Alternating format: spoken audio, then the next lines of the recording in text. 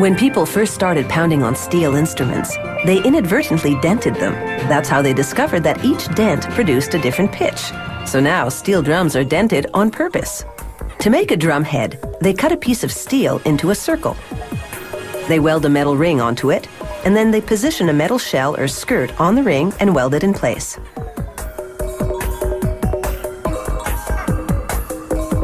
The drum is held in a big clamp, while a worker pinpoints the drum head's exact center.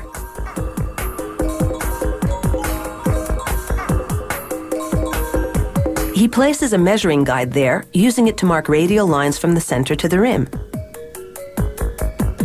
Each line is 10 degrees apart.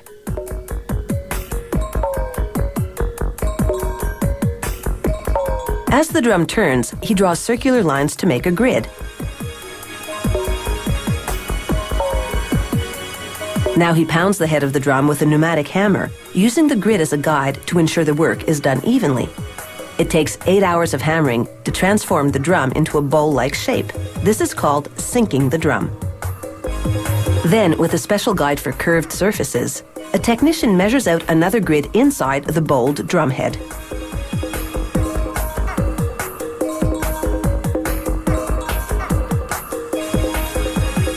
He outlines the notes that are about to be hammered out. In this case, a high B and an E.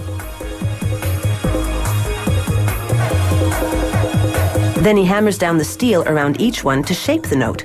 Getting this right takes skill and a lot of time, up to 50 hours.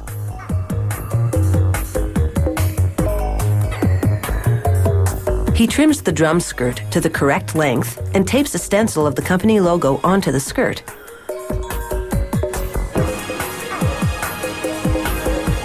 This device is an electrical etching machine. It uses acid and electrical current to eat away the steel exposed through the stencil.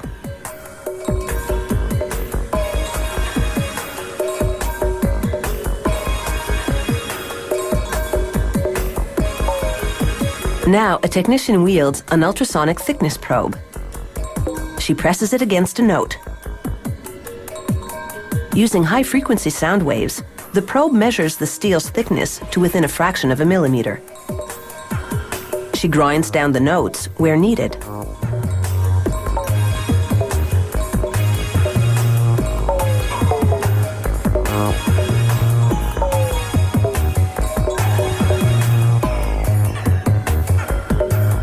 Using a scribing tool, she scratches a line around each note so it'll be visible to the player. Now it's time to make sure they've struck the right note. To tune a steel drum, the technician plays a note with a stick and then dents it with a hammer to adjust the pitch. You have to have an ear for this job. He hammers the note until it sounds right. Sometimes he turns the drum upside down to knock out a note from the underside. For the fine tuning, he relies on an electronic tuner. A microphone delivers the sound to it, and the lines on the screen tell him if the note is in tune or not.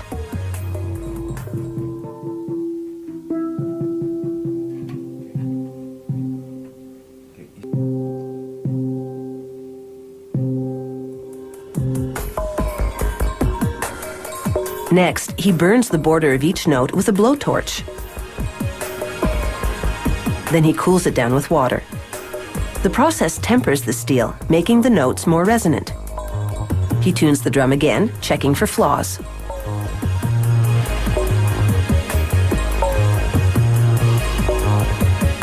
After the drum is chrome-plated, he tunes it a final time.